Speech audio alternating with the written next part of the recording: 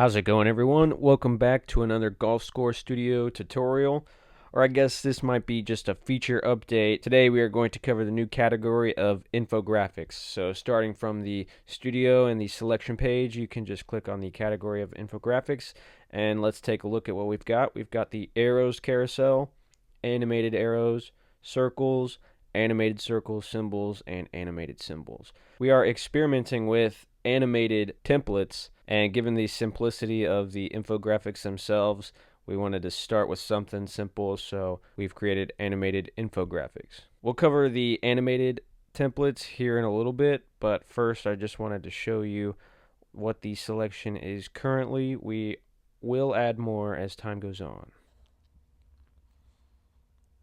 Fun one is the symbols. We've got the pin, the basket. We support disc golf as well, so this is why you see the little basket icon. It's pretty cool. And then actually you can come over here and you can see these little poles that we've got. If you've ever been in like a simulator, you've seen these before.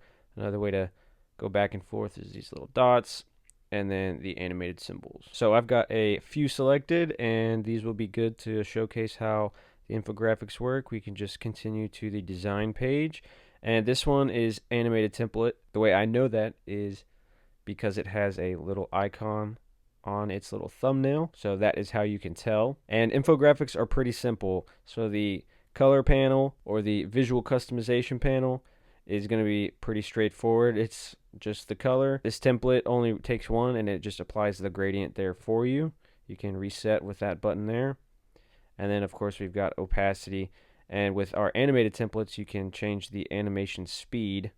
So a lot faster versus a lot slower. I like it a little bit faster. That's probably good. And then if that's, kind of annoying, you can just pause it. Here's how the circles work. So if you wanted to have like a drone shot flyover and wanted to show where the landing zone that you're aiming for is, this is one way to do it.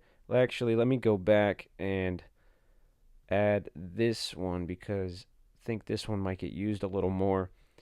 This is for like when the flagstick is out of the hole, you can just reduce the Y radius because you're filming at an angle, so the circle is going to look like it is from an angle. And then you can just download that and put that around the hole to kind of highlight it so your viewer can see what you're aiming for.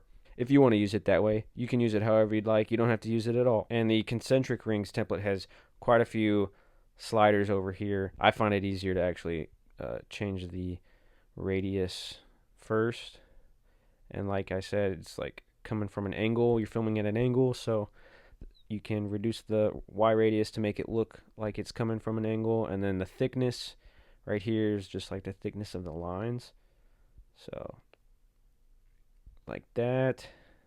And then if you wanted to tilt it like it's on a slope or something, I mean, you can go crazy. And then now I'll adjust the label a little bit to do something like that. And then you can change the font with this little selector right here. If it's not loading, just like cycle through. It takes a second sometimes. So there's that, and then obviously the opacity and the colors. And again, you can reset all that if you click that button. And then going over here, if you actually don't want the label, you can just turn it off. Or if you want to change what the label says, you can do that here. And then of course you got the single download button right here, and that would just download it for you. And that kind of works the same in generation, just because if you have a bunch of templates and a bunch of data, well, it just adds a single download at the end. So honestly, you can just download it like this, or you can include it in your entire batch if you're making a bunch of the actual scorecard templates. And then yeah, it just adds it to the end. I'll show you an example of that in a second. Here's another animated template. Aim point, you can see the triangles just kind of bouncing up and down like that. Pinpoint, the same. Just want to show you can take the label, turn it off, and we already covered the ring. Because this is an experimental feature and we're not entirely sure of what the user demand is, the way we were able to get animated templates to work is through .webm files, which some of the video editing softwares don't support. And so if you click download, what it does is it's going to tell you that the animated overlay download, it's experimental, it should work in DaVinci Resolve and CapCut, but it's not supported in Final Cut Pro, Adobe Premiere, or iMovie because of it being a .webm file. If animated templates are something that users really want, they can show their interest by filling out this survey here. You can fill it out as many times as you like, or you can just skip and download. But if there is enough interest, we would like to eventually animate the stroke cards where they come in from the side of the screen and then the little banners just like slide down and then it wipes off the screen, make it like nice and smooth. Tons of ideas with that, but if nobody's interested, then we're not going to prioritize it, because .webm files is a simpler approach, but to get those .movies or those MP4s that are usable in these softwares, we're going to need a little bit of indication from our users that there's some passion and desire to get these animated templates. The way it works is that it actually records like 3 to 5 cycles, so it's actively recording it, and say that the timer was a lot slower, well, it's going to take a lot longer to record it, because it's going to record 6.8 seconds times the 3 or 5 loops that it does. So we added sparkles just so that when this happens, the progress is filling. It doesn't look like it's frozen, because sometimes it like steps.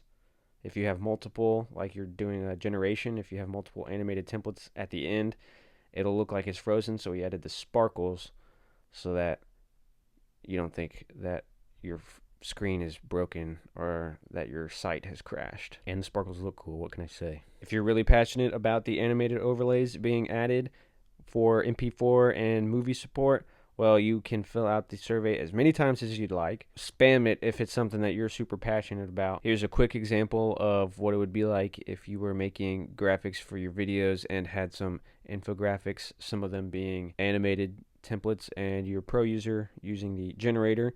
So just a few holes of dummy data right here. If you're not sure what this is, you can check out the tutorial by clicking on this little icon. This is also a new feature, so check this out. This is pretty cool.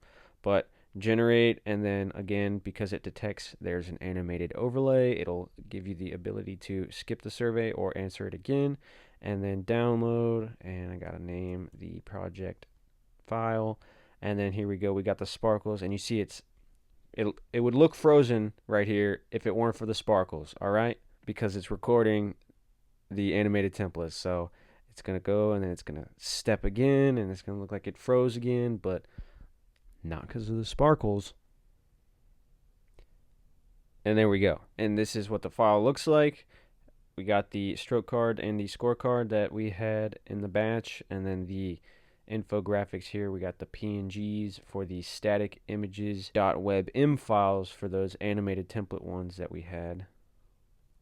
And you can see that just takes you to the .webm file on the internet. Pretty much most editing softwares don't really support .webm, but it was the simplest approach for us to get these animated templates added. All right, and that about covers it. We hope that you like the addition of infographics. We added infographics a little while ago, and so we've already seen some Golf Score Studio customers using it in their videos, and we love to see it. If you have any suggestions for symbols to add, arrows to add, or anything on top of what we have planned, anything you don't see, feel free to leave a comment, because we are listening. We had a disc golfer reach out, and so now Golf Score Studio supports disc golf.